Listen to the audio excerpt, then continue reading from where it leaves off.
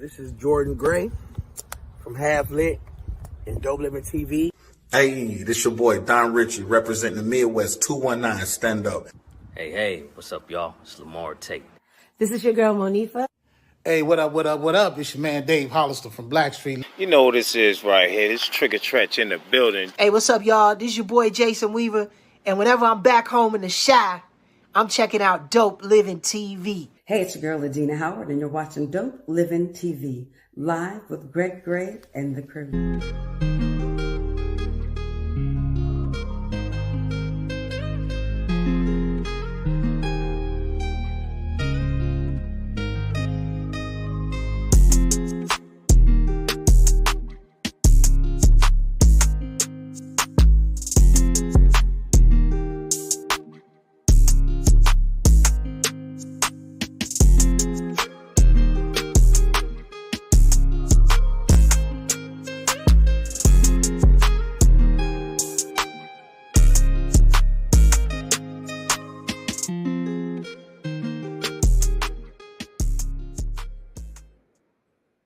What's up? It's your boy Greg Gray.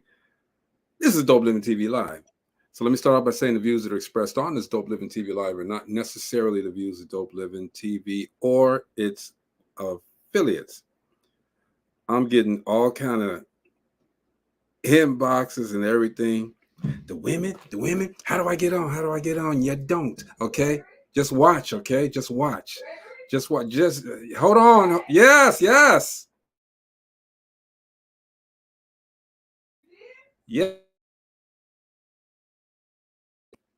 Hey, I'm sorry, y'all. I got too many things going on. Anyway, we got a great show tonight. All right, we're gonna have a lot of powerful women on here, including these girls. Okay, what's up, girl? Yes, let Mama come on. She could drop more nuggets than all of us. Mama don't know nothing. Mama know everything. You know, we got some dynamite women coming on to share some nuggets. If you're not tuned in, you better get tuned in. If you know like I know, then you know. Absolutely. Is that right, Marcy? Yeah, absolutely. If you know like I know, then you know. You know That's what? Right. If you know a woman, invite them, hurry up, tell them to tune in. This is going to be a dynamite show. I pray that we continue this at least maybe once a month, whether with the same women or different women, but it's something that is very much needed. All right. Now, here go the rules. There go the rules. There are none. We don't have any rules. We don't have no rules. We don't run rules. Calm down with the little estrogen burst that just went through there. I said, no, we don't have rules. Look, Gina, here we go. Wait. Listen, we got 800 shows, and out of 800 shows, only one show got rules.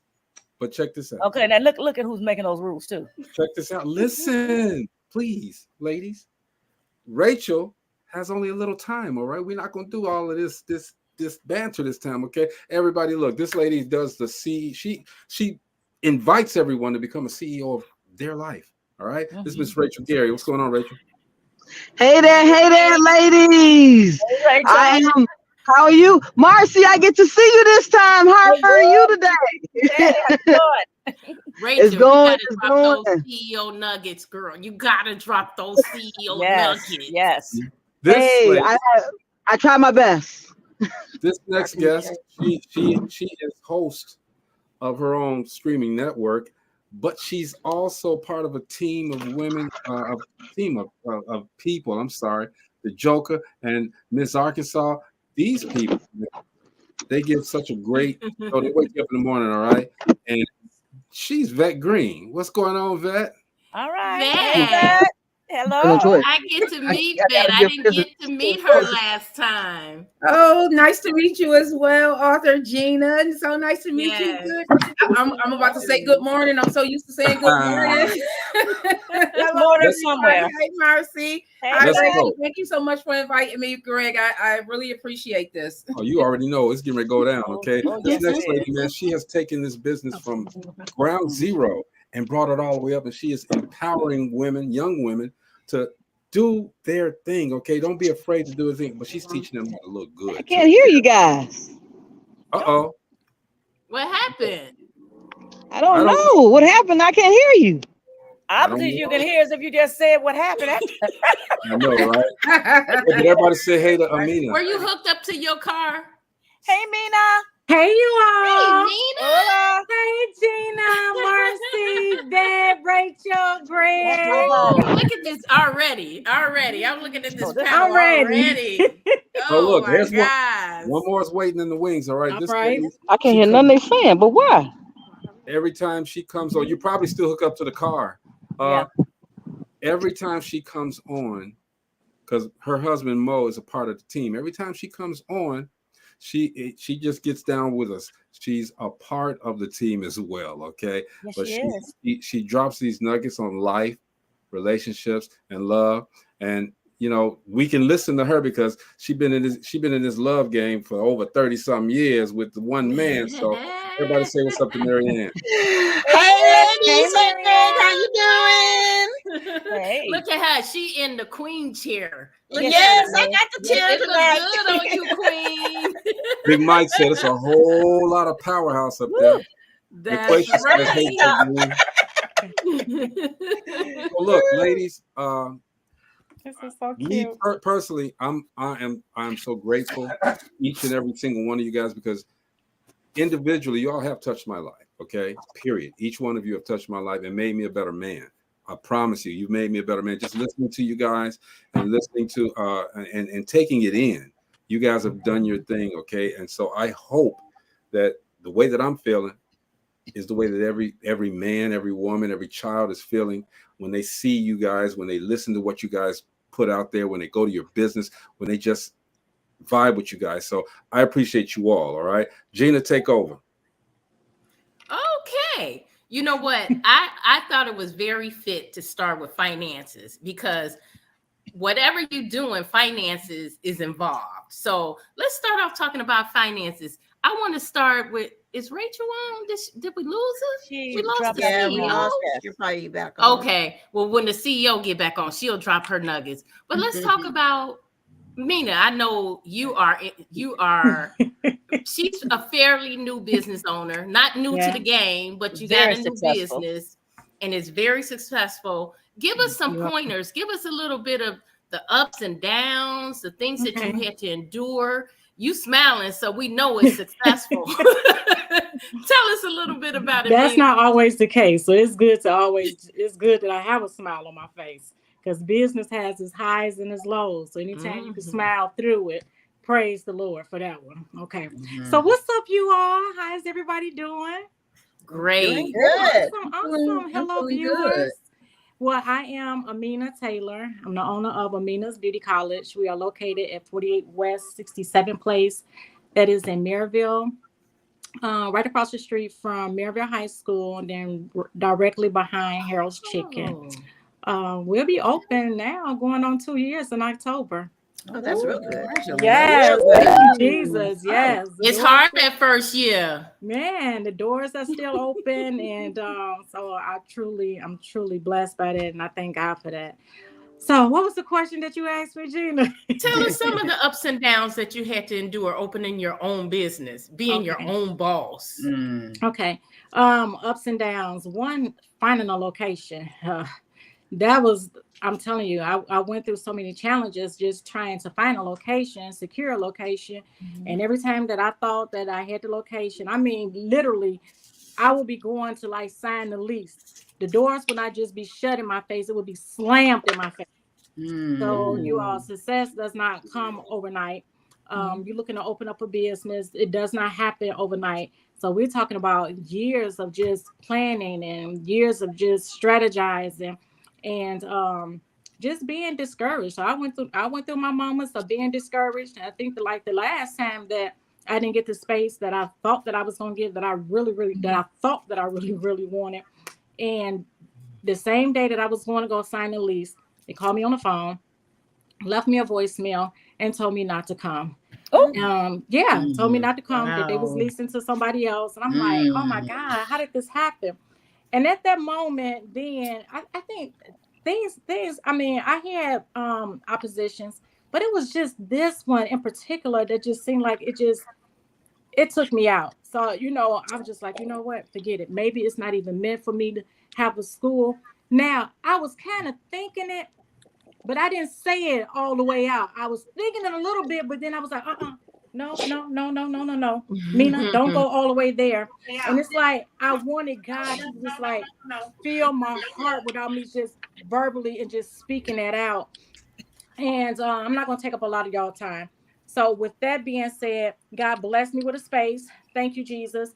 And then the space that I have, I mean, the landlord, I knew the landlord. I didn't even know that it was his space. So when I called the number, his name pops up. And I'm like, all these years, not only do I work for him, a platform artist for him, I'm a continuing education sponsor. So I do my classes in Illinois at his place. So all this time, you know, if you just trust the process, I'm telling you, God got your back. You got to trust the process, and you got to move in a proper timing. Don't just jump out there. Yeah. Oh, that had to be frustrating though, but we see you didn't give up. And look what happens when you don't give up. Yes. And you know what, Vet, I know that you're in an industry that's really hard for women. Very hard for women. Yes. Am I right? It's very, very difficult. I was not ready. Tell us what you do. I'm excited that I got the experience of getting knocked down because I had to pull myself back up. Thank God I have a really great support system because this industry definitely can be cutthroat. When you're working with music artists, it's cutthroat. What you see on TV and all of this stuff that you hear going on in the news, it's true. Even on the independent side, it can be a lot of times the people that you think would support you because they can't see it for themselves or they aren't doing it for themselves. It can be very, very frustrating. Sometimes I wanted to quit. I can't tell you how many times I'm like, you know what, I'm just going to quit. I'm just going to quit. You know, but God, I'm proud of myself. It took a lot for me to decide to move forward with my own media company after, you know, being on the Evening Rush. You know, I feel like Don kind of raised me. You know, he helped me. Charm City, E. Digger raised me up to help me see what I would be dealing with as far as the podcasting side, but I was not ready on the music side. Definitely was not ready. Proud that I did it because I needed the experience for where God is taking me. But it's different. And again, that shows not giving up pays off. I want Rachel, since we got you here, Rachel, we don't know how long we're going to have you here. Let's drop a few nuggets for us because you got the CEO thing. You a CEO. I remember seeing an episode with Rachel. Hello. Can you guys hear me? Yes. Awesome. I feel good about that. So I'll tell a quick backstory about how I became the CEO. So for people who did miss that episode, it all just started one day when I decided that I was 20 years ago that I was going to take ownership for my life, take the opportunity to stop allowing things to distract me, get in my way, and say at the end of the day, what do I want to do to be in my life? How do I want to be successful? And basically how I'm going to show up for me. That's what it really was all about. So I came up with being the CEO. And for those who don't know, it is clarity in your actions, empowered by your choices, and owning your direction to become the CEO of my life. I love it. I love it. Yes. And hearing that story, just that portion of her story, and not knowing about her industry, but just knowing, I mean, us all on a panel who are women on here who have different struggles, but the struggle, sometimes it unites us because it's the same. No matter how hard we are working, we hit a roadblock. So for me, I'm going to tell you what I did. I said, skip the roadblock. I'm just going to always authentically do what I have to get done. And stay focused on working on my mindset and how I take those things. So instead of worrying about the misogynistic, nothing personal, Greg. Wow. He invisible, y'all. He invisible. Okay. So I mean, I wouldn't say that. I think that men are. I won't say that men don't want us to win. They've been conditioned that we shouldn't be winning. And a lot of the times, I think that that's what the issue really is that they've been conditioned that, I mean, like from the show from Monday, that they're supposed to be the head of the household. But what is the problem with us as a team? Because there's no woman and man. There's women and men, men and men, women and women, people in general who are trying to navigate this thing we got called life. And that doesn't have a title to who should run a household. Whoever's running the household should be two people who have a conversation that you're doing this, I'm doing this, and we're coming together to have this. That's what it should be. I like that. I like that. I mean, and that's just, I mean, that's how I feel about it. And I don't say that because I'm in a same-sex relationship, because as Greg knows, I have 2 children. I was married to a guy once upon a time. And there was no, I was the head, he was the head. It was all about, this is what you do, this is what you do well. Because if we work with our strengths, the weakness, the other person's weaknesses, the other person's weaknesses are being held up by the other person's strengths. Amen. So, Yes. So I said, I mean, I'm one of these people. My spouse, she is more. I said she has the patience level that I didn't have. I'm all about let's make it happen, let's go. So when we're talking, it's okay. Hey, what do I do here to make sure that I still get the outcome I want? And I mean, I'm a very strong individual, but you have to be open-minded to what the other person brings to the table. And I think that that's where the issue really is with the guys who are feeling out of place when their women make more money.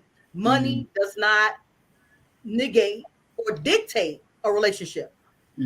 Amen. Money is currency. Money is currency. And we're using that current to put that current in the world to bring us more assets. Then that's it. Hey, I'm glad. If she made more money than me, good. That means more money is being in the current for us to have more assets in our column. So that's my drop thought. nuggets all the time. That is why she the CEO of her own life. Nugget after nugget after, and she keep it real. Rachel keeps it real. Yes. I try to be authentically me. Yeah. I enjoyed that episode that you were on. I got a lot from you, so thank you. I can say it in person now. I'm glad, because at the end of the day, I just try to just speak to what I know. I mean, I've lived this little life for some time, and not get wrapped up into the mainstream of what is okay, what is the right thing to say, what is the right thing to do. None of us got a handbook, guys. I know there's not one person on here who got a handbook on how to live life. I got one. It's called the Holy Bible. Now, it's all the red marks in his handbook. The Bible teaches us lessons about how life used to be and how. I mean, I never knock the lessons that we can get from the Bible, but as we learn from the Bible, we have to still walk the path. So we're walking through that path of the information that we're being given, and that's everything in life. Well, let me tell y'all something. A lot of us so far have talked about running a business, maybe a couple of businesses, but I want to hear from Della Don, who runs 5 businesses. She got to tell us. Wow. How she doing this thing here? Because we have difficulty sometimes just running a business. Okay. Can you hear us, Bella? Yeah, can you hear me? Yes. Talk to us, Bella. It's simple, honestly. It just depends, like your mindset. Like you have to have the obedience and the structure to do it. For me, it started off because I got it from my parents, especially my dad, which started off like in real estate. From there, I just whatever I put my mind to, whatever I decided I would generate income for my daughter, generational wealth. So that's where it started with the etiquette business first, which is located in Blue Island. And then the bakery, which is named after her, which is in downtown Beverly. And then my bar, which is on downtown and Taylor Street.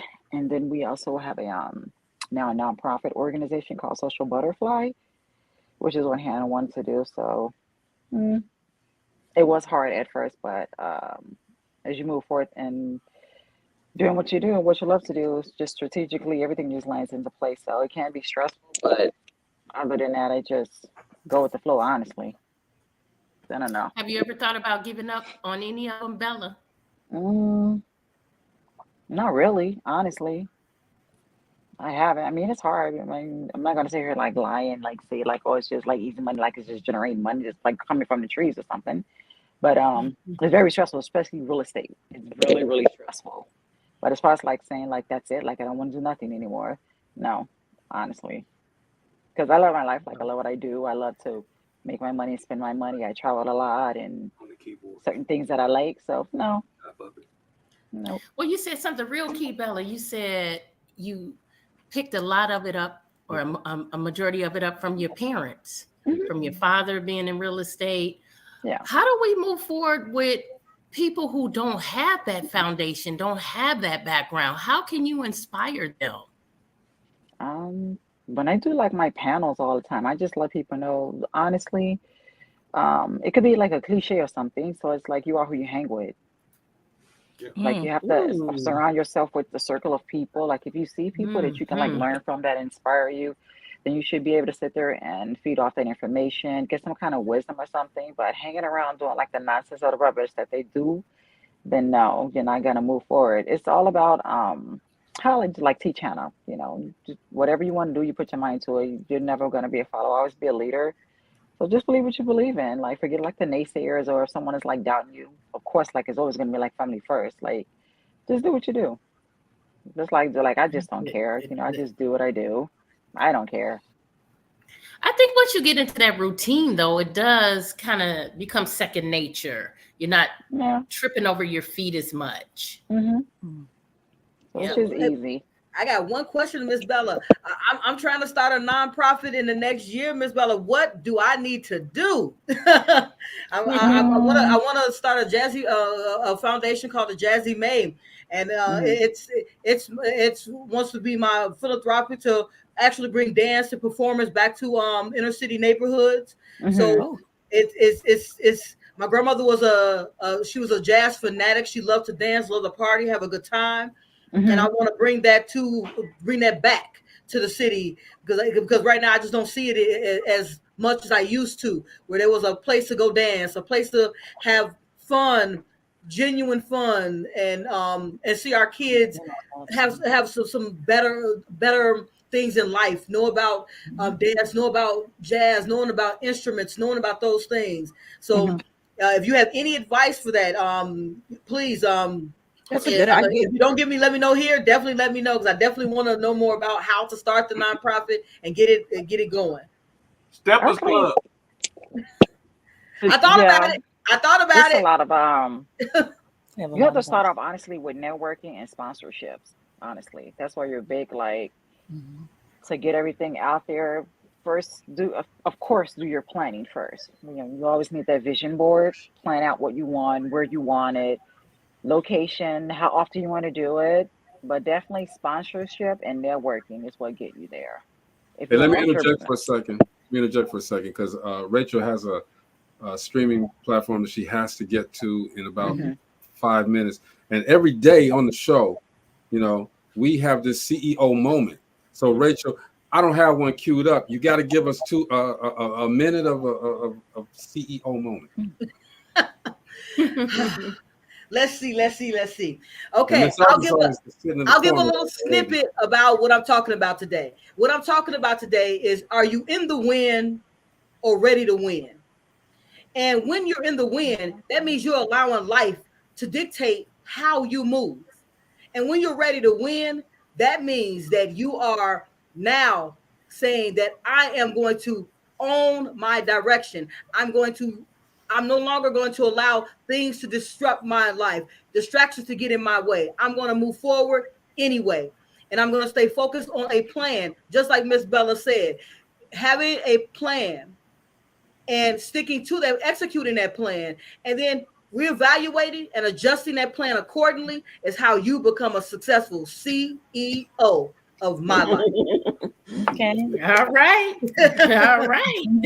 Rachel, hey, look, Rachel, You rock with the gems. Those nuggets that you give us on the daily, on the regular. Okay, we've been through a lot together. So I appreciate you, man.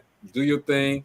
We're gonna do this like Marcy said, once a month. Okay, so we're gonna invite you to come back and hang out with us and do absolutely. And next time I'll make sure. Okay, let's make sure it's not on a Wednesday. That's when I do my coaching, my mentorship, as well as my podcast. And because I want to talk to Miss Marcy, I haven't got an opportunity to get my questions yet from her. So, what's the name of your podcast, Rachel? So my podcast is Rachel L. Gary. That's how it is on YouTube. And the name of my podcast is Habits, Having a Burning Intention to Succeed. Let's go. Let's go. She get it with the acronyms, don't she? Right. Yeah. So Rachel, it's you got 5 minutes. Go ahead. Yeah, my wife just walked in. She just said, you got 6. You need to. I got to switch clothes and look good for them. But at the end of the day, guys, keep rocking, keep doing what we're doing, because at the end of the day, there is no one stopping us but us. And you guys have shown that at the end of the day, your success shows that prosperity is on the other side of any challenge. Thank you guys for having me. And thank you, Rachel. Drop any information to me. Any questions you have for me, let me know, because I'm always here to assist. We got you. Okay. Thank you. All right, Rachel. Thank you. Yes. But that seat was taken, Gina, and so we're gonna fill it up with this lady right here. Hey, Miss Arkansas. What's up, Miss Arkansas? Good to have you. Good to have you. I've been out on my grind selling all these tickets. I done sold all my tickets. I got some more printed up because I sold the ones I was holding for people. Then I sold them again. Then I had to print up some more. So she out there doing business. And I met doing business. I met these two young men, and when I was out printing tickets, and come to find out they own a car shop, and they want to get with me and put together a car show and a comedy show. Oh, wow. Sounds good. That's very unique. I went over there to drop off 3 tickets and just now leaving them. Oh, okay. I said that mean they good people. But I'm here at the North where I'm going to have my show tomorrow. They get ready to have a competition. I was in it twice and they cheated both times, so I just really can't. I ain't gonna be in it tonight. I'm just gonna check it out, and once they're done, I'm gonna let the owner wife know how I want it set up for tomorrow. But I was not gonna click on that link and come in here and say hello to my people. All right. You know we love you. Yes. I love y'all too. That's my girl right there now, the queen, Vet Green. Love you right back, queen. We were talking on our morning show about networking and stuff, and I brought up how that's how I got with them, through Greg.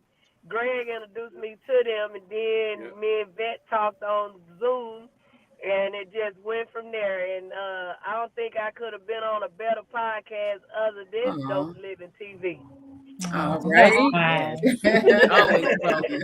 Always welcome. Appreciate that. But you know what? And y'all know I love y'all. I have a show tomorrow night here in Little Rock, Arkansas.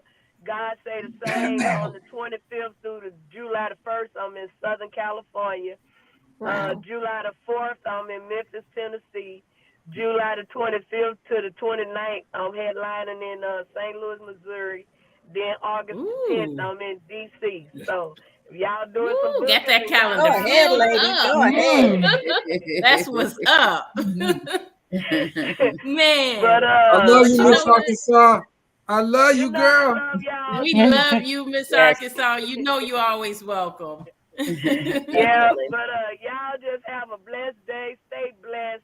Keep God first, because all what we do for him is what really gonna last. You know what I'm saying? Amen. And we can try it ourselves, and it's gonna keep failing. But as long as we seek him and let him lead us in the right direction, it's gonna be the right thing. So that's right. Amen. I love y'all. Y'all know I ain't but a phone call away. And enjoy the rest of the night. And thank y'all. We for love all you your too. love and support. Please know it's needed, very much appreciated, and so are each and every one of you. Aw. Thank you, Thank Ms. you. Love you. Arkansas. Bye. All right, Now, peace. you know what? We can't talk about finances without talking about relationships, because whether you got one business or 5 businesses, relationships tie into that. Sometimes you might have a significant other who supports you, sometimes you don't. But I know somebody on this panel right now that has handled both having their businesses, her and her husband, and being in a marriage for over 30 years. What you say to that, Mary Ann? That's a lie, It can be Gina. rough sometimes, I'm pretty sure. Yeah, sometimes it gets challenging. Especially when you're first starting a business out, because you're putting all of your money into that business, and you still got to also make sure that home is taken care of. Yes. And I remember most of our businesses came from a need. So we were in our first business together was a towing car business. So It wasn't towing, it was repoing. Here, Marty's back there. We was repoing I was gonna cars. say, Yeah, we were repoing cars. So I was at home doing all of the research to find the people, with the cars and stuff, and Maurice would go and actually go to the physical location and then call the tow truck. And this was back in the time when there was no cell phones. Right. All we had was the beepers, and so we'd have to go find a payphone to call the tow truck. And a couple of times, by the time we get back to the location, they done took off. And this where all the research came in at, where okay, if they're not here, then they're going to be there. You have a couple of addresses that you can go check out. And it just started because we were actually trying to buy a second car, and we went to a lot, and we were talking to the guy on the lot, and trying to figure out something so that we can get a second car, because we really didn't have like a down payment or anything for it. And he just happened to have a repo guy come in as we were talking to him, and found out that the guy was going to quit. And he's like, man, I need to find another, somebody to do some repo. So we just kind of fell into that business. Well, it was with a heart, though, y'all. Yeah. Hey, Mo, this ain't for you. I gotta put this part in. I wouldn't He just can't help himself. I'm sitting down right here so they can see you. I wouldn't just go. Repo cars. I told them you had to give me a 30-day lease to take the people. So when I went to go pick up their cars, they had a chance to get their car back. So that's the only way I would repo, if they had a chance to get it back, reasonable. That was good. So 99.9% of the repos that I did wasn't with a repo truck. It was me taking it with starting it up and driving it off.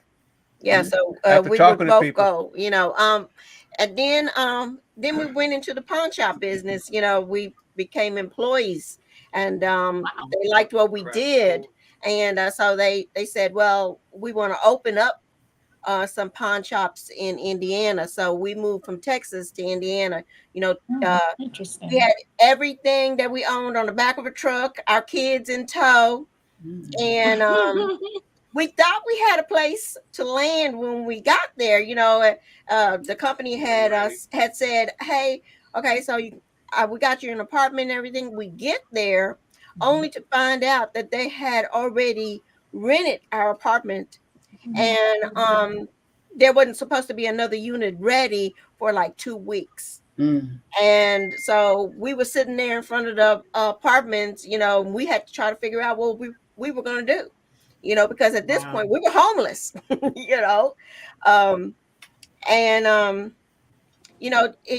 that's where the relationship, that's where the business stops. And now it's time to talk to each other.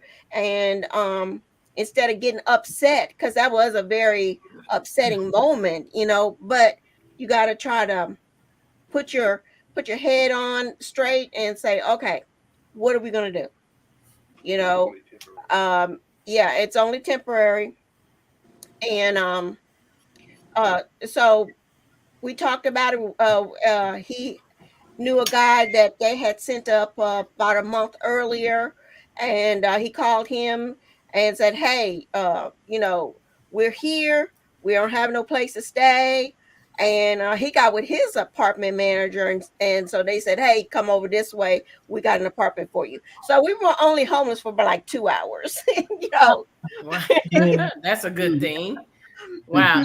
See, you make it sound so easy, Marianne. I'm pretty sure the rest of us can attest it's not always that easy when it comes and you have to, like everybody has been saying, you got to put your mind to it, because like me and Maurice, we weren't married yet, and I chose to leave with him and go to Indiana. I grew up in Texas. All my family's in Texas. I'm leaving my family. The only family I'm taking with me are the kids. How tough was that with the kids and businesses? Well, we made it seem like an adventure. Every time when we move from one city to another, I do this thing where I say, let's go get lost. So, they've always thought of, anything that we do that's out of the ordinary as an adventure. You don't never want to make the kids feel scared. You may be scared, but you can't show them that. Right. You had a question, Marcy. I did. And it's for all three ladies. And I would have loved to have heard Bella and Rachel as well. Bella's trying to come back. She had a problem with her stuff. Okay. We have powerful women here on our panel today. There are a lot of misconceptions about the Black woman when they're being assertive, when they're leaders, that if they voice their opinion, they're being too aggressive. They're angry. It's the angry Black woman. Have you ever had to deal with that? Racial bias, gender bias. What has been the most significant barrier to being successful, and how did you overcome that? And how would you tell someone and encourage someone going through something like that at this point? Let's start with Amina. Wow. So yeah, I deal with that a lot. I deal with that now, being a school owner. They say that my personality, I hear a lot, my personality, that I have a strong personality. I've heard some people say that I'm aggressive, I'm straightforward, and perhaps I am all those things. I'm all those things. That doesn't take away from me as a person. When you're running a business, I would say for myself, when you're running a business, I don't have time like be playing games and things like that. I'm serious. So I'm very protective of what it is that I have. I'm very serious in what it is that I'm saying. And it may come off like strong. And I think now I am learning to be more sensitive to how people receive information. I would say that. So in spite of me knowing my heart and knowing my intent that I mean well, I do try to channel it differently without dummying myself down. Okay. Yes.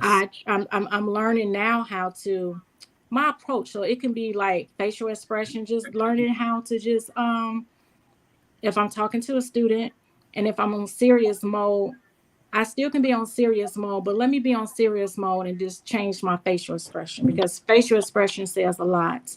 So just knowing yourself, and it doesn't take away from me who I am. I am strong-willed. I am all those things, but I'm still growing in it because I don't try to. I'm dealing with the public, so I'm coming in contact with so many different people. And then we got a lot of young people. So young people are more. I'm learning that they're more sensitive. So my approach and all of that, it has to be different. Just being a Black woman, sometimes just having a diverse school. Do sometimes that I want to be very careful in what it is that I say right now. School's still young, but sometimes, yeah, it can become challenging. But I still have to stay on my ground because you came over here. It was something that I have that you want. So Amen. I'm very confident in what it is that I'm doing. But I'm still at the point now that I am still learning how to channel that energy so I don't come off as this mad Black woman and things like that. Yeah, if that makes sense. Yeah, it makes a lot of sense. Yes, What about you, yes. Yvette? Absolutely. I'm an introvert. I'm shy, and I had to overcome all of these things because people will take advantage of you because you're not. Yes. And that's what was happening out because I lead with my heart and, I just want everybody to win. I found myself being taken advantage of because that's how I was coming off. So I had to be assertive. And we actually had a conversation about this on the morning show. I think sometimes we as Black women, it kind of gets misconstrued because we as women, we aren't taken seriously all the time, especially in different industries. My first industry that I was in was financial services and compliance. I had to work with a lot of salespeople, financial advisors, investment advisors, very male driven. A lot of times they will try and belittle you. I've been called stupid. And this was by a huge bank, and told that I have to just deal with. And it's like, no. So then I found my voice. And once I found my voice, it was over. It's like, no, I am going to stand up for myself because if I don't, no one's going to do it for me. So I had to learn how to be assertive. Oh, like that. Sometimes it does come across. I think one of you mentioned you had to learn how to, speak to people. I had to learn how to be assertive, but at the same time, take into account that my delivery. Okay. And it's definitely been tough, especially even in this industry, working in the entertainment industry. I have to be assertive, and sometimes people can take it wrong. But I found that if I don't stand my ground, then people will try and take advantage of me. They will. I'm not having that. Yeah, absolutely. Okay. Yeah, that makes a lot of sense. Well, Marcy, repeat your question, and we'll move the question over to Marianne.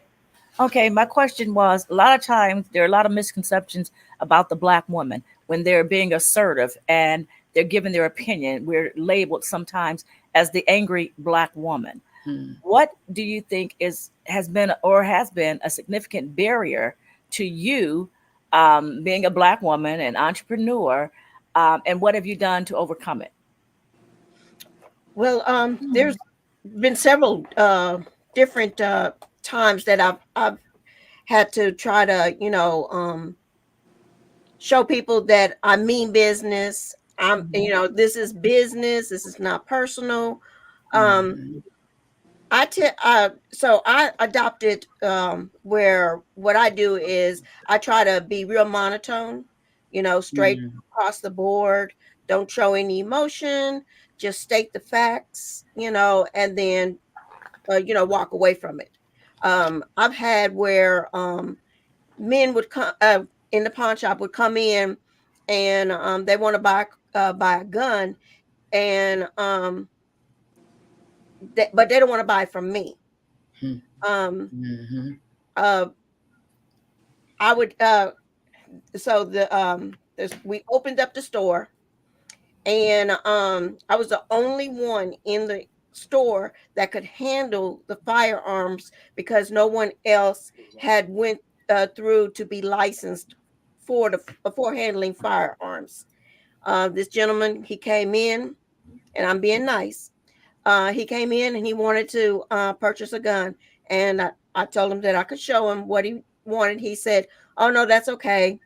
So I was headed to the back of the store, and I heard him ask one of the other guys there, could he show him a gun? And he said, "No, hang on, I'll go get her so you can see the gun." And he was like, "Well, I want him to help me." And I said, well, sir, I'm sorry, but he cannot help you because he's not licensed. I said, what would you like to look at? And he looked at me and told me that there was no way that I knew anything about guns. I took a gun out and I disassembled it on the counter. Good for you. And ask him what questions do you have? And then I reassembled it, put it back in the box, locked the box, and walked to the back. As I'm walking to the back, my brain is saying, "Don't leave it like that. Don't leave it like that." You know. And the other part of me, which now I got control over, went back up there and said, "Do you not are you racist against me because I'm a woman? Because I'm black, or both?" You know, and he turned red. He's like, I'm sorry. You know, now I would have handled that a whole lot different. I would have just explained to him that no one else in the shop can sell him a firearm, you know, and walk away from it. I've had where I'm a school crossing guard now.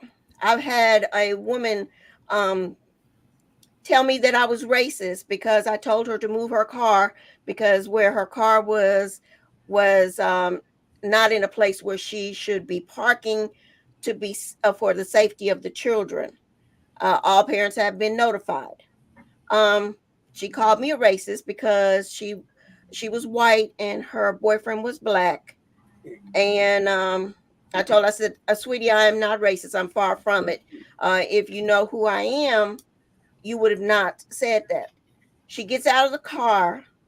She calls me prejudiced. Then she tells me that I'm mad because her boyfriend is black and she's white. And I told her, I'm married to a black man. You know, she calls me out of my name and everything. And I told her, right now, the children are coming and you look real stupid. You know, you need to be quiet. You know. And I walk away after that. You know, I said my piece and I walk away. But I encounter that kind of stuff all the time. And you just you know, you do have to be strong. And there are certain times when you just have to be quiet. You know, it's not, you're not weak if you're just quiet and just walk away. That's actually, you're more stronger when you do that than speak your piece. Because sometimes people will take you there, and I think they will do it purposely to try and get you to react. Right.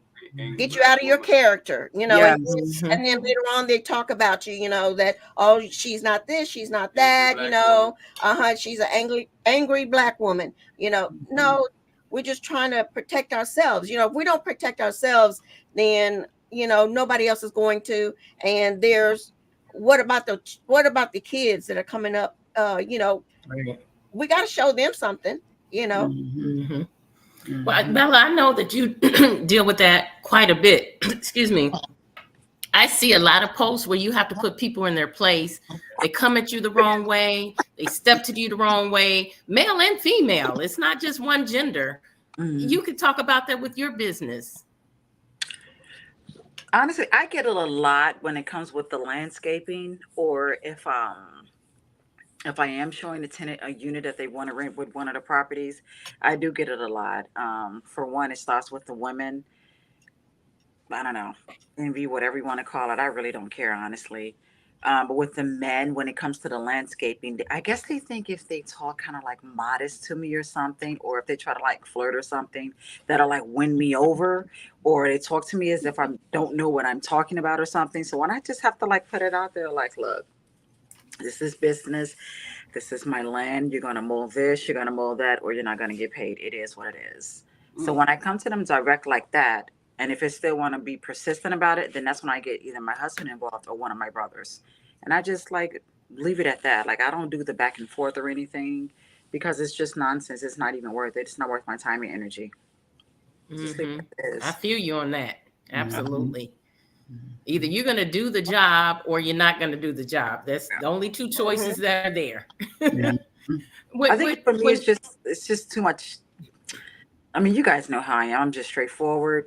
I'm blunt. I'm always respectful. I just say what it is. It is. I'm not going to go back and forth. I'm not going to argue with you. Mm-hmm. If you want to do that, I'm just so even. I just, But you know what? I can honestly say that I come from corporate America. And so coming from corporate America, as you get higher and higher up, you're dealing with more Caucasians than African Americans or any other races. Most of the time, you're dealing with a lot of Caucasians when you're going up that ladder. Yeah. And so I had to deal with them because I was in management. And I found that it was a struggle even to get similar pay to a man that was doing the same job that I was doing, or even the same respect. And most of the time, Caucasian men did not know how to approach me. They didn't know how to communicate with me. And I don't know, I wouldn't say it was a fear. I think it was more so they just didn't know how. It was fear. I think there was but they don't, because a lot of them never had to deal with Black women, and so now they're in a position where they have to deal with Black women that's in a management position. So how do I deal with this person? And they just didn't know how.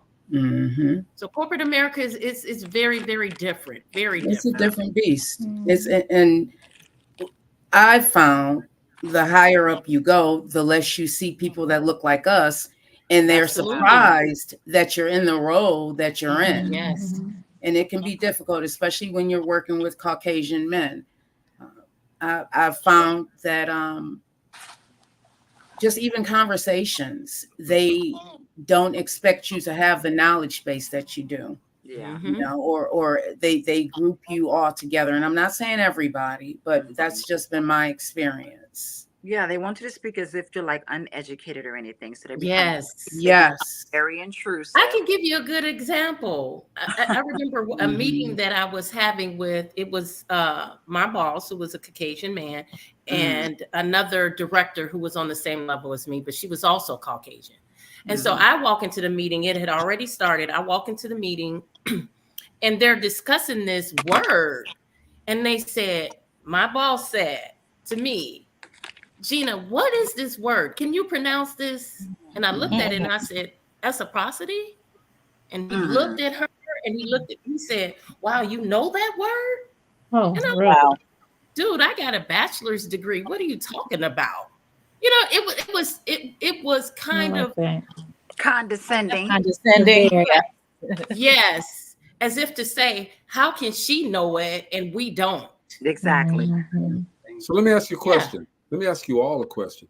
You guys are doing so well too, okay? So well that if you guys have the time, we're taking this a little bit over the hour limit, all right? So I really want you guys to get into your journeys and your stories. But what personal sacrifices have you made on your climb to the top of whatever position that you're? What personal sacrifices have you made during your career? Marcy, let me ask you. I was just here to answer that. For me, it's been time, which is a very big commodity. A lot of people think it's money, but it's actually time.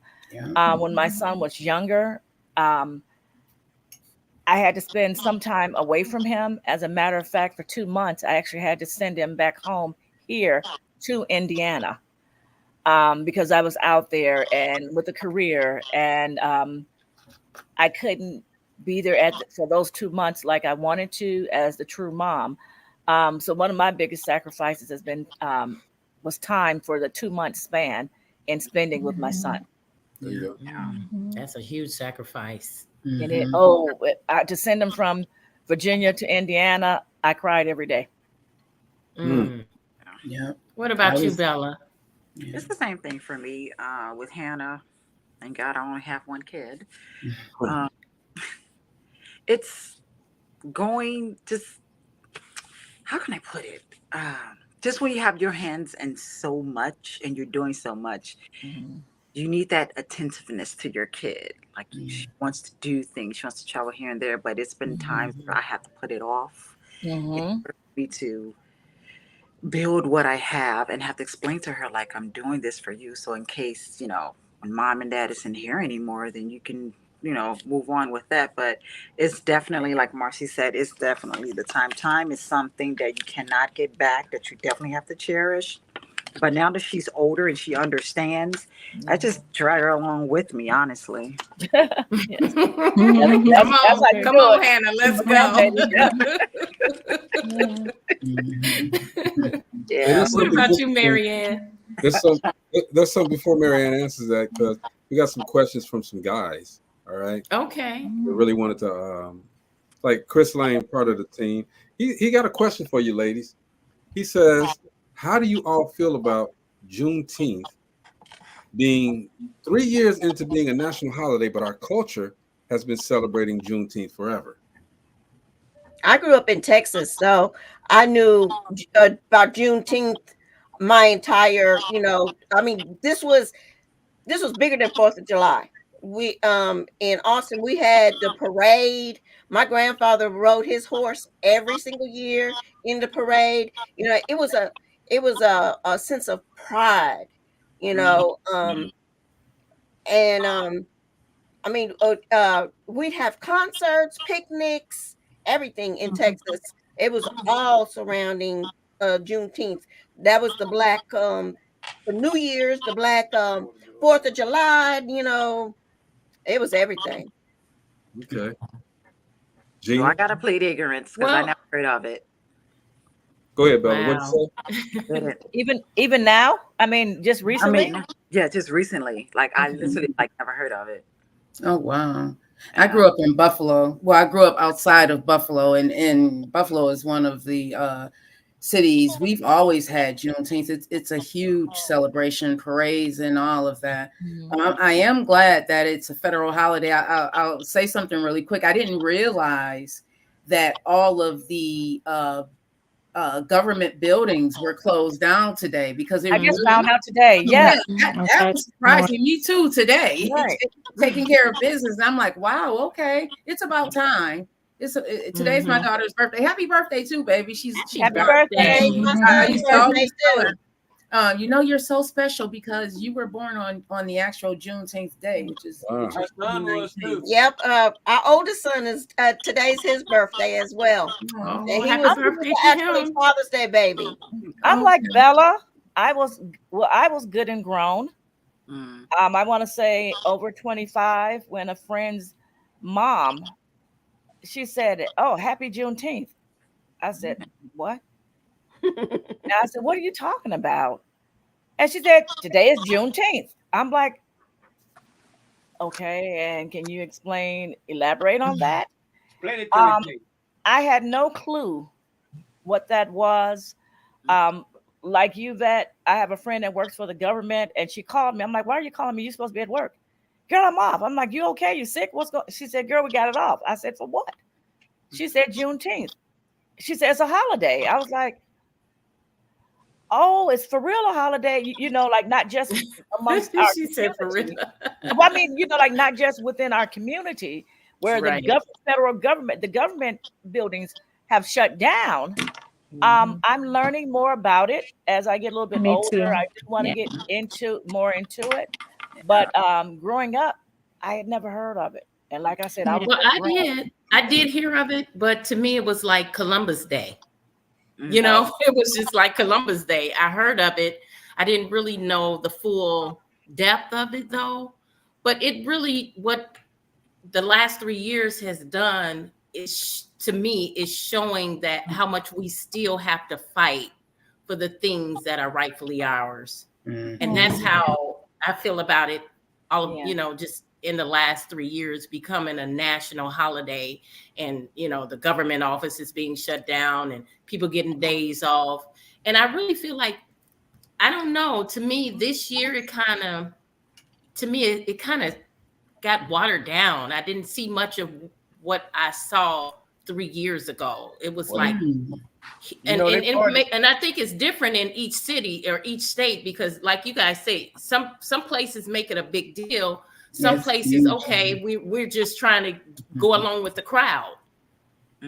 So I don't know. I just feel like that just shows us, like, even in 2020, 2021, 2022, 2023, and 20, we still have to fight for the things that are rightfully ours. Well, you know, here they partying down. I mean, tonight is a big party going on over on Jefferson by TSU. So and I really, to tell the truth, I really didn't get into it till I went into Texas. That was in like 81. Well, here they didn't start really until about 3 years ago celebrating Juneteenth. But in Texas, I remember the first year I was in Texas in 81, they was talking about Juneteenth. I said, June what?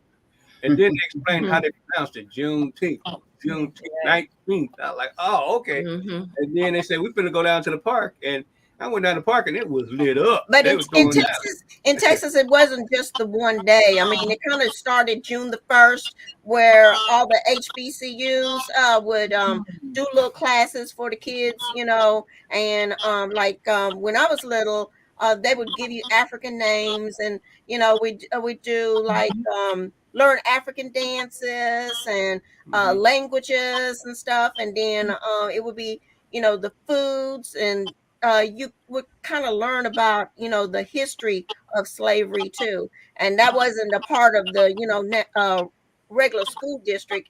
This was, you know, the true history, people, the true history, right? This not was what they wanted us people to in know. the churches and the colleges, you know, teaching this stuff, you know.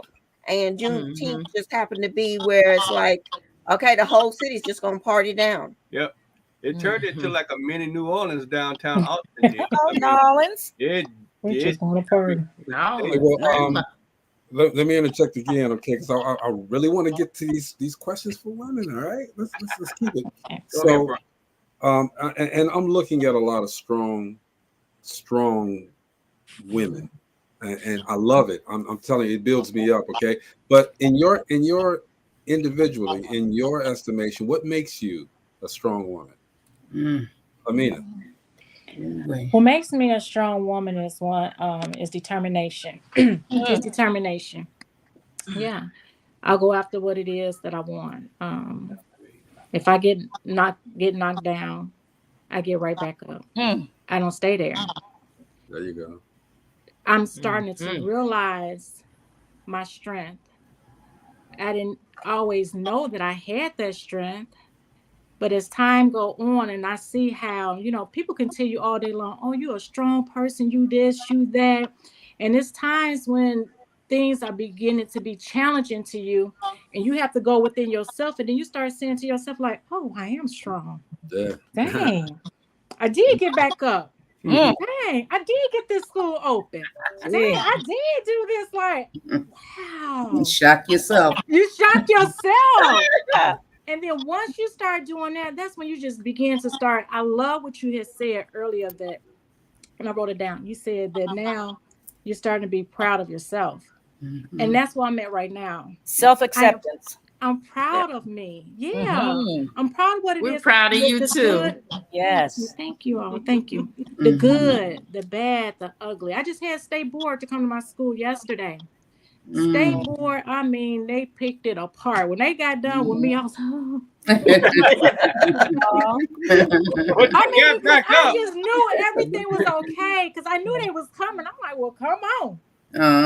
When they got done with me yesterday, I mean, it was 3 of them that was investigating me. It was so until one of the investigators told the other 2, like, you all just go on. Like, she done had enough. Like, she done had enough. But once they left, I was like, ain't no need of me getting knocked down because they already told me what it was that they wanted. So, you know, just go ahead on and give them what it is that they asked for. When I did that, that was another moment where I was proud of myself, where I didn't get into my feelings, where I didn't get just knocked down and just like, oh my God, how did they? No. This morning when I came in, I felt even more powerful because I'm glad it happened in front of the teachers. I'm glad it happened in front of the students. So if you all say Miss Amina is micromanaging me, yes, I am, because they are behind. So students, they ask you all about your name tags. So now when you know when I'm asking you about your name tags, now you know why.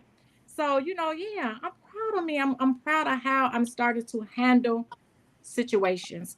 I'm proud when I know when something is overwhelming me and when it's too much. I'm proud that I know how to go lay down, go to sleep, take a break, and not feel bad and not call it depression. It's not depression. It just means that I just need a time out right now, and then I'll come back to it. So I want to fire a question individually, each one of you guys. I know because we're going to run out of time, but let me ask you, Gina, how do you guys as women, how do you women get men to be on your side, to become a help as opposed to a hindrance?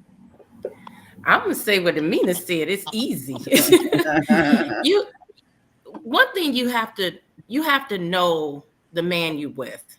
Yes. And you have to know what motivates him. It's not just you. When you're in a relationship, it's not just you. You have to know what motivates him. Sometimes it's stroking his ego. It's okay to stroke his ego sometimes. Sometimes it's, letting him make the decision of the business or the household. Sometimes you got to step back, even though each of us have a role. Sometimes you got to step in my role and say, hey, let's do it this way. And you be okay with it. And again, it goes back to what Marianne said, teamwork. It's teamwork. And sitting down and making sure that you talk to your significant other and not just you coming to them saying, hey, I decided we're going to do X, Y, Z. Now you're not a team anymore. You are not including that person in those decisions, and that is the wrong thing to do. You're going to push them way away. Okay, good answer. Vet Green. Now there's a lot of women who are trying to get to the position and level that each of you women are getting to. Okay, how do you empower them, other women, to do what you do? First, allow yourself some grace and acknowledge where you are. A lot of people, we get discouraged. A lot of times we get discouraged, right?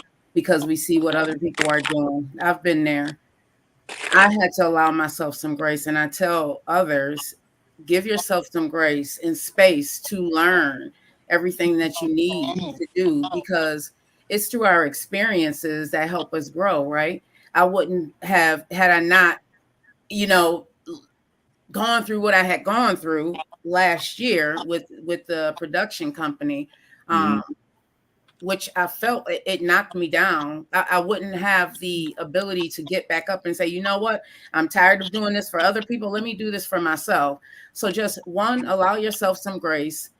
Give yourself space to learn what it is that you need in that industry that you want to get into, and know that it's not going to happen overnight.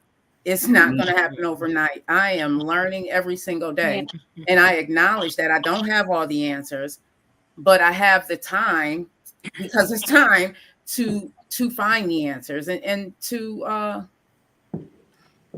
think it's a mindset. It really is.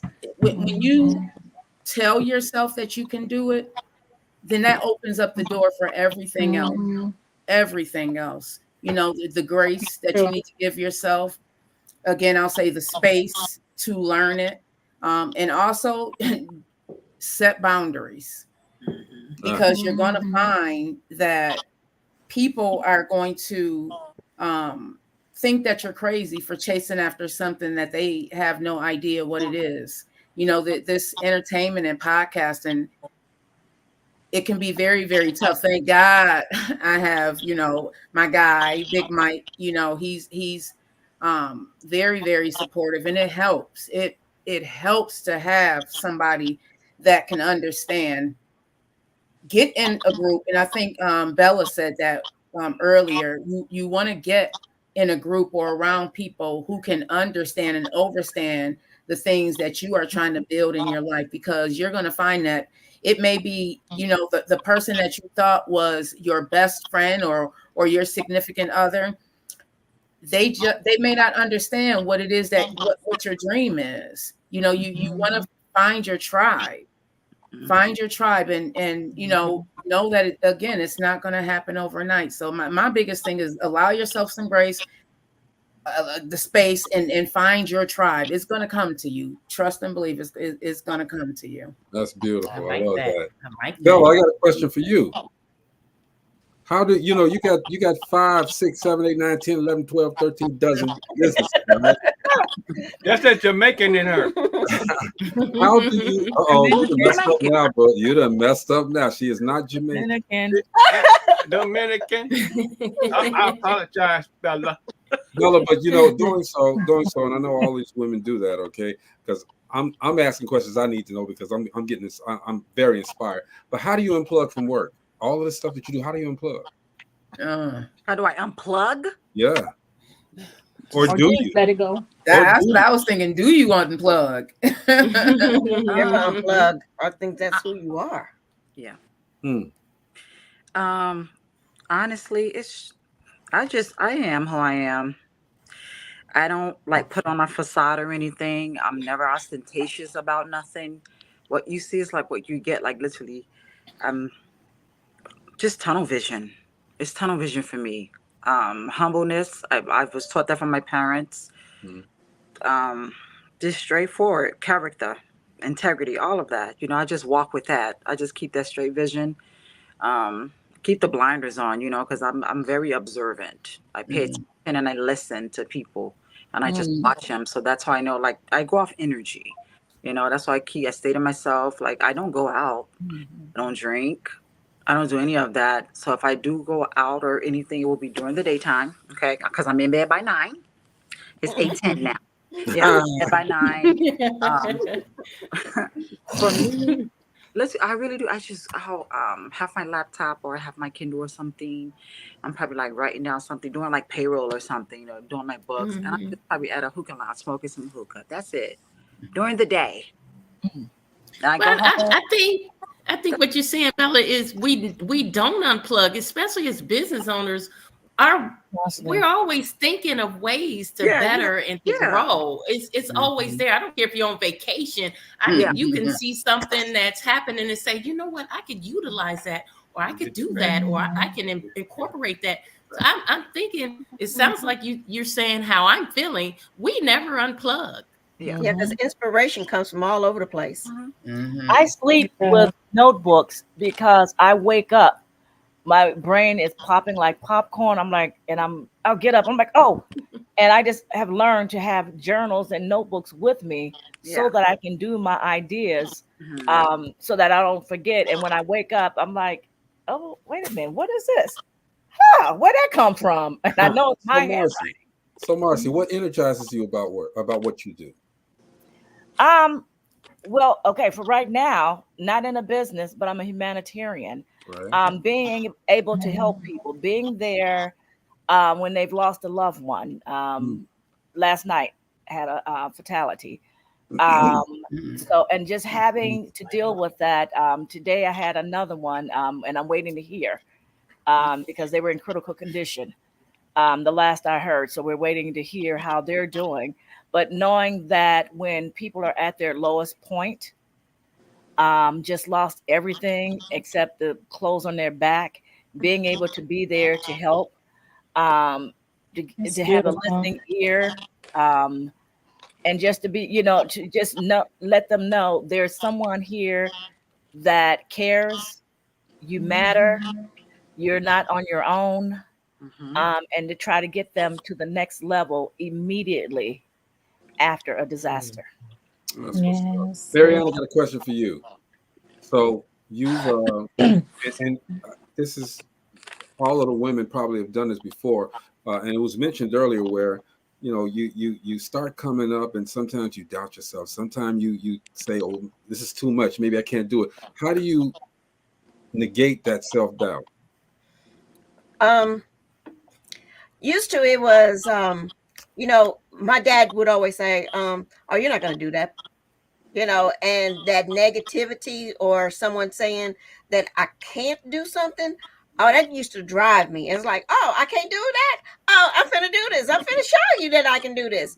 Once me and Maurice got together, it was bouncing energy off of each other. When I'm feeling like, oh, this is gonna be really hard. Then I'll I'll say something to him about it. You know, I don't know if we should do this. You know, and then he'll give me the reasons either why we should do it or why we shouldn't do it. So and it's always good to have somebody else to bounce your thoughts off of, you know, to give you that feedback, so you're not always just in your head by yourself. I think the biggest But one doesn't was that delivery makes a difference though, Oh, Marianne, on definitely, how he definitely. delivers it to you? Oh yeah, because like sometimes, you know, he'll say something like, oh, like if I'm doing my fashions, right, and I ask him, what do you think about this? And if he does that, well, I don't know why you put that together. Then I'm like, what the hell? You know, but if he says something like, well, babe, what was the thought process on that? What were you going for? Then that Totally makes me different. think about it, you know, and I can come to a conclusion. But if he just comes straight on out and like, what is that? You know, then I'm like, no, you didn't. Not what you say, not what you say, is how you say it. Exactly. That turns the conversation, and depending on how that comes out, it'll turn the conversation You are one way or so the right. other. You are so and right. it wasn't too many times where I went, well, what the hell was that? It's more like Yeah, or he'll be like, oh, babe, them colors, I don't know about that. And I'm like, trust me. She called me Mr. Mono Man on colors, because I go with some grays and blacks and white in a heartbeat, you know. So. Ladies, look, I'm inspired. I'm really overwhelmed at the wealth of just knowledge that you ladies have, and the power that you guys exude in everything that you're doing right now. I'm proud of each and every one of you guys. Before we get out of here, I want to give each one of you an opportunity to just tell everyone, you know, something good. Just give an example, or just whatever you want to say of Drop a nugget. Empower people, empower everyone that's watching. Okay, Bella, let's start with you. Scared money don't make no money. Ooh, yes. I love that, Bella. I love that. Say it with your chest. And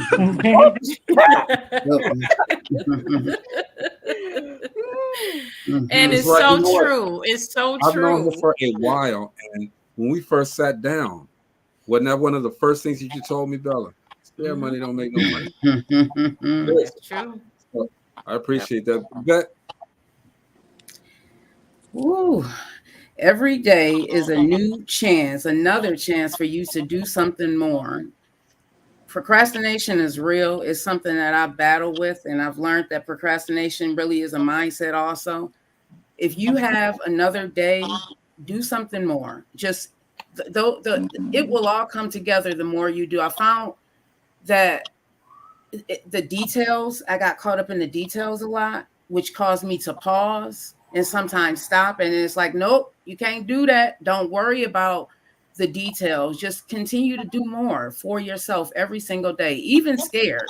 Like Bella said, scared money don't make money, and your dream will never come true if you just sitting on the couch and not doing anything. So tomorrow, if you are watching this and you have a tomorrow, God willing, you have a tomorrow. What you didn't do today, you need to make sure you do tomorrow, because it's going to happen. Make it happen. That part right there, okay. That part. And when I met Beck, man, it was just the spirit. I told them on their show, the spirit that they have, man, is just so overwhelming. It will take you over. Everybody, please tune into the morning show with Beck Green, the Joker, and Miss Arkansas. You won't be sorry. Trust me. Amina, what about you? I would say do what you love and love what you do. That is not a cliche. That's what I do. I get up every day. I go to work. I look forward to it. I love going when nobody is there, when I'm walking the floors and I'm looking like, man, this is another day, an opportunity to change some lives. So if it's something that you want to do, like Vet said, do it afraid. Don't worry about being scared. Just do it. I've never had a school before. So trust me, I was scared, but I still did it.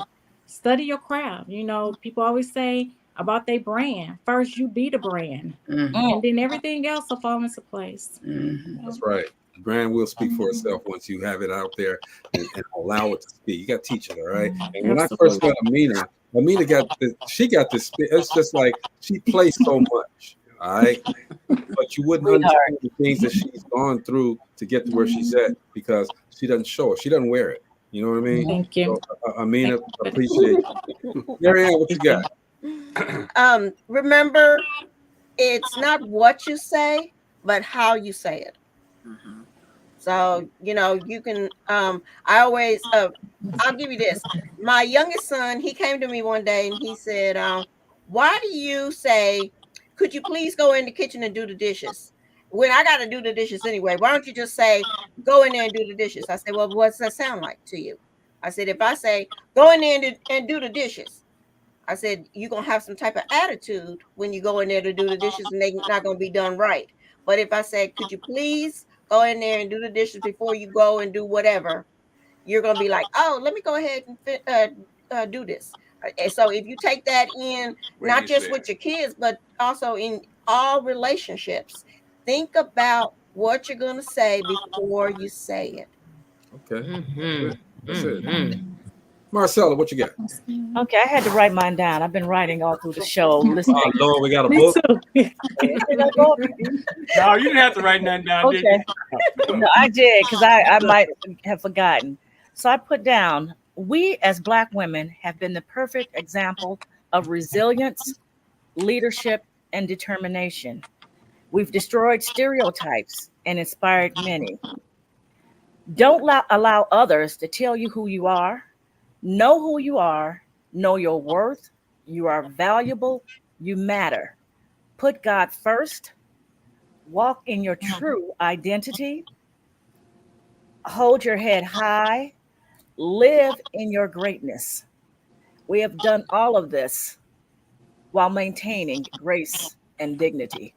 Go ahead, Marcy. That's beautiful. That is beautiful. Yes. Woo. I just say follow your dream. Don't procrastinate. Follow your dream. Nothing beats a failure but a try. You will never know if your business or whatever it is you're trying to do, you will never know if it's going to be a success unless you get out there and do it. You don't want to go 10 years down the line and say, man, if I had done that, I might have, or I could have. Follow that dream. Nothing beats a failure but a try. That's right. You always get up and dust yourself off and try again. Mo, did you want to say something? Yeah, I love this woman. That's so cute. We love her too, Mo. Yeah. On that I note, love her first. on that note, make sure that you support these women. You know what? Yes. This has been so inspiring to me. Okay, it makes me want to put together some type of a tour for all of you women. Go out there and talk. Okay, so y'all know I'm on it. I'm on it. All right. I'll be back in Chicago soon. Oh, let's do it. Let's do it. I really love the fact that you guys can come together. There's no bias, there's no jealousy or anything like that, and you can express yourselves the way that you have today. All right. I invite you guys back to do this next month. Please. We don't need to have a bunch of extra different people come on and this and that because we got the wealth of knowledge here of some prominent Black women who are doing things and making things progressive in their own rights. I thank you guys for coming on. I already know Vet gonna talk about this in the morning, so you know I am. You guys. This is one of my favorite podcast shows. It really is. I try and tune in as much as I can because I love the conversations that you all have.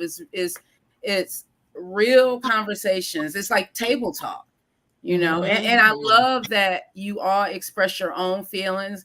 And there's, you know, and you can still come back the next day, even if you don't agree. I love it. Marcy, you tripped me out. I love it.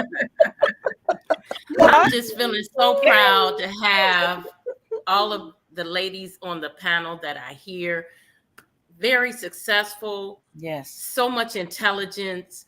Anything I would need, I would reach out to either one of you guys because I know I would get good advice and good guidance.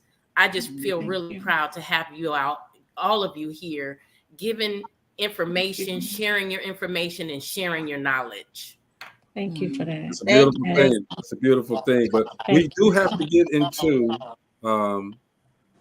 why we as men, Mo, we got to just sit and listen. Why we as men always do hold these women back, okay? Why do women drop their whole life, their dreams to lift us up, and then we act a fool and leave or go get a white woman or whatever, you know? I'm just saying. Can women be a part of that conversation?